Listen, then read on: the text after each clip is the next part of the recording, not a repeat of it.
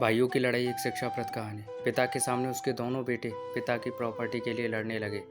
देखते ही देखते झगड़ा बड़ा होता चला गया। ऐसी परिस्थिति में पिता का रिएक्शन बड़ा आश्चर्यचकित करने वाला था, क्योंकि बेटों को लड़ता हुआ देखकर वो जोर जोर से हंसने लगा। दोनों बेटों का ध्यान जब अपने पिता पर गया तो उन्हें लगा शायद सदमे से उनका बाप पागल हो गया है। दोनों ही बेटे बाप के पास दौड़कर आए।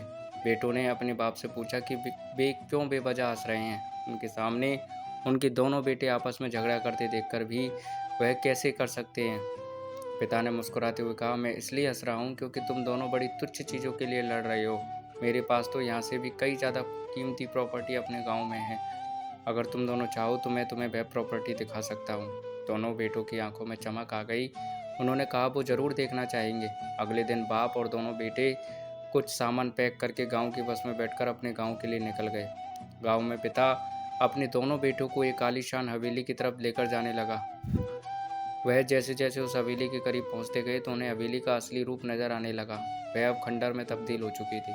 हवेली के पास पहुंचकर बाप हवेली के बाहर बैठकर फूट फूट कर रोने लगा। अब बाप को इस तरह रोता देखकर बेटों ने उसे चुप कराने की कोशिश की और पूछा कि वह क्यों रो रहे हैं। बाप ने कहा कि बरसों पहले मैंने इसी हवेली को पाने के लिए अपने भाई से झगड़ा किया था।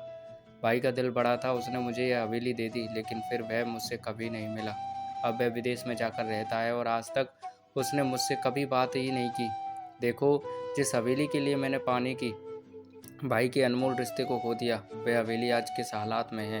तुम दोनों भी वही गलती करने जा रहे हो जो मैंने बरसों पहले की थी। तुम दोनों भी उन्हीं तुच्छ चीज़ों के लिए लड़ने लगे हो जिनकी आगे जाकर रिश्तों के मुकाबले कीमत शून्य होगी। तो दोस्तों, क्या आप भी ऐसी घटना का सामना कर रहे हो? अगर कर रहे हो तो कमेंट में बताइएगा। और कहानी अच्छी लगी तो लाइक शेयर कमेंट ज़रूर करना मत भूलिएगा दोस्तों। चैनल को सब्सक्राइब कर लीजिएगा।